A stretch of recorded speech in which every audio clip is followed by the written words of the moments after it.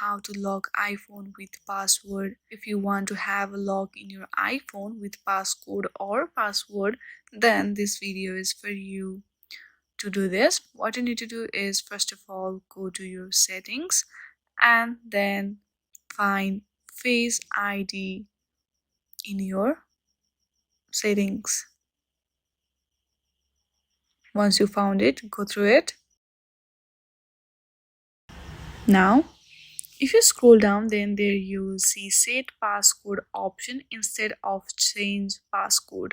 For now I have already added the passcode, so it is saying change passcode. But if you haven't, then you will have set passcode, hit on that and then add a passcode and then verify it.